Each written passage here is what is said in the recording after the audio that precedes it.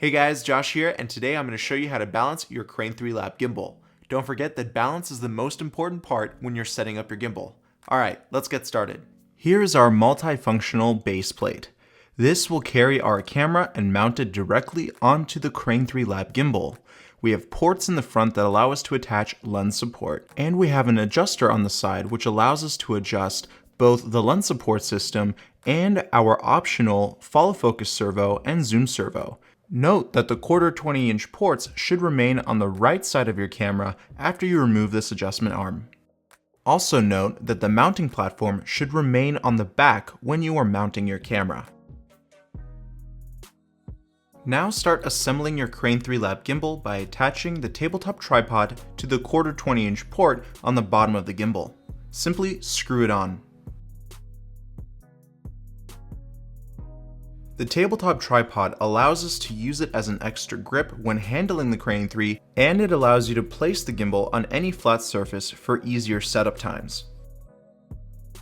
Next, grab your camera quick release plate and mount it onto your camera. Attach it to the 1/4 20-inch port on the bottom of your camera and securely tighten it up with a screwdriver or a coin. Once the quick release plate is secured onto your camera, we can mount it onto the gimbal. Then use the red switches to unlock each axis.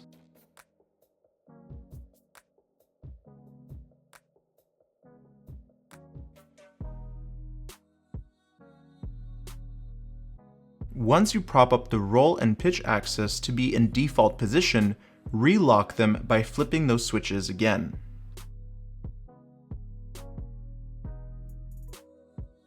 Now release the quick release tensioner. This will allow us to slide on our camera to the quick release system.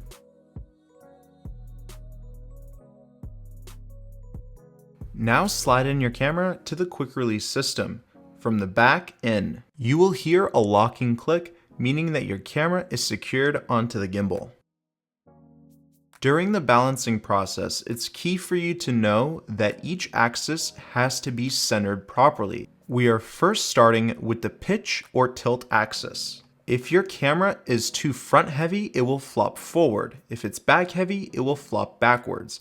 Your goal is to make sure that your camera remains center. Make sure that your quick plate tensioner remains loose. That way you can push the quick plate forward or backward. Remember to make micro adjustments. You can also readjust the quick plate on your camera if you run out of slack. Now our first portion of the tilt and pitch axis is balanced. The next portion that needs to be balanced is the top to bottom balance. Manually position the camera up or down and see if it flops forward or backward. Use this adjustment to move the base system up or down to make this balance much more accurate. Leave the camera pointed up in order for this balance to be much easier for you.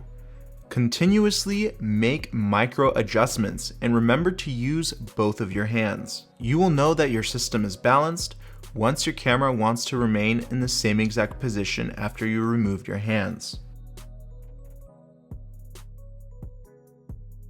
Now you can tighten up the adjuster once you think your camera is properly balanced. Once that's done, run a quick test to make sure that your pitch axis is properly balanced by positioning it with your hands and leaving it be to see if it flops forward or backwards. Now it's time to adjust our roll axis. You can lock up the pitch axis at this time and unlock the roll axis by flipping the red switch. This is the same exact idea as the pitch axis. You want to counteract any side that's heavier than the other. So for example, if your left side is heavy and your camera leans over to the left, use the adjuster to push your whole system to the right to counteract that weight. Use both hands and your thumb to make micro adjustments for accurate results. Then tighten up the adjustment screw. Test the roll axis to make sure that it's balanced by positioning it with your hands and leaving it be to see if it stays in that same position. If it does, then you're ready to lock up that axis and balance the pan axis next. To test your pan axis to see if it's balanced, lift up your gimbal and tilt it to its side. If it swings around, it's improperly balanced. Loosen up the pan adjustment screw to make micro adjustments like earlier in the video.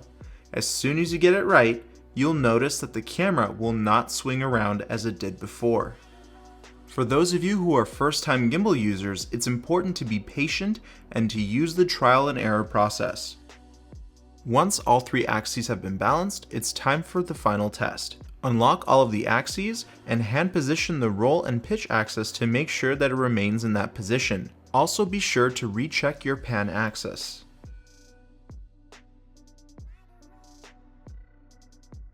Now that your testing has been successful, we can turn on the gimbal. Make sure that your batteries are installed properly. Remove the battery cover by flipping the locking switch, and then insert the 3 18650 batteries, and remember that the red pull tab goes under the batteries, that way you can easily remove them when you're done.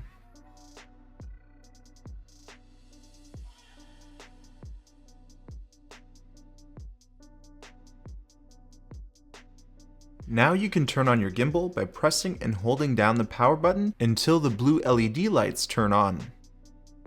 The gimbal will then spring to life and you are ready to use it.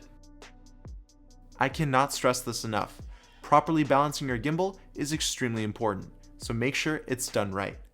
I'll see you in the next video.